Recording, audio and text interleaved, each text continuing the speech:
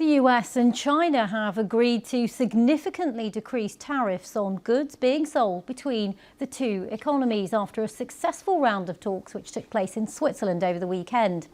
Well, following several rounds of tariffs issued by the White House, levies on Chinese imports into the US reached 245%, while retaliation from Beijing took their tariff rate on imports from America up to 125%. Well, in today's breakthrough, both sides agreed to lower levies by 115% for a 90-day period as negotiations continue on. US Treasury Secretary Scott Bessent said both sides saw the need for trade between the two powers to continue. The consensus from both delegations this weekend is neither side wants a decoupling. And what had occurred with these very high tariffs, as Ambassador Greer said, was the equivalent of an embargo, and neither side wants that. We do want trade.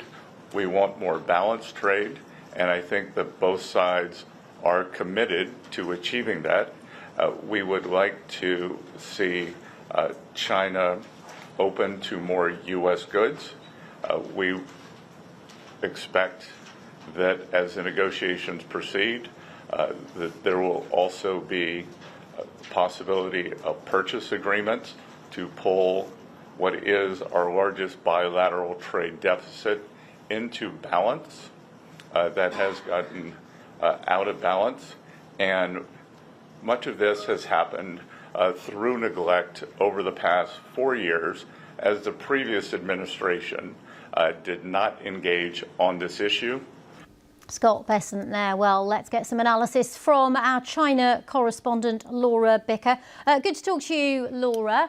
For a long time, China seemed to be digging its heels in. Why do you think they ended up coming to the table in this way and agreeing to these cuts? Well, you're right. China has been defiant from the start. It has retaliated to every US move with levies of its own. It has pledged not to back down. And I've been travelling across the country. I've met with factory owners. I've met with factory workers. I've met with traders. Many of them agreed with that stance and said, defiantly that they too would fight until the end. However, behind the scenes and behind the rhetoric, it seems that officials are growing increasingly concerned about the impact these tariffs might have on the Chinese economy, an economy that's already struggling to deal with the likes of a property crisis and very high youth unemployment. So there was a concern that these tariffs would have an extra impact. Officials in Beijing are also worried that as many countries rush to Washington to do their own trade deals, they're worried about the threat that Donald Trump has issued, that perhaps when they're doing these deals, they're going to be persuaded to cut China out of the global supply chain picture. Now, that's something that Beijing does not want. So it does seem that when the US has initiated these talks, as China claims it did, that China has responded. They talked for about 7 hours on Saturday, several hours on Sunday. So the talks were, as you heard there from the US Treasury Secretary, robust.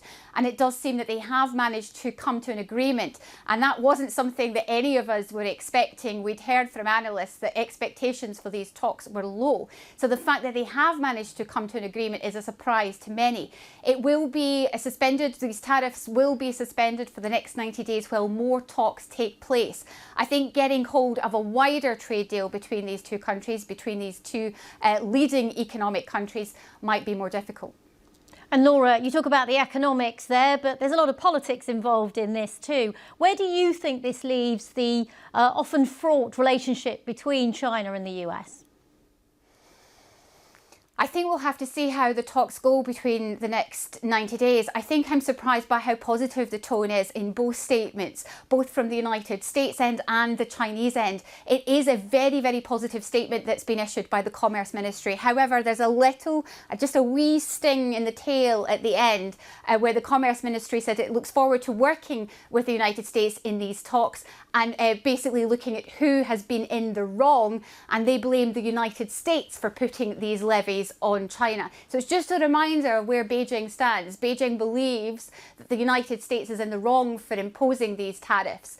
However, the US believes that China basically sells too much stuff to the United States. It wants a balance in trade. So finding that balance between Beijing and Washington will be the difficulty over these 90 days. But I have to say, many of us have been surprised by the positive outcome just after 2 days of talks. Always great to have you on. Thank you very much. Our China correspondent, Laura Bicker.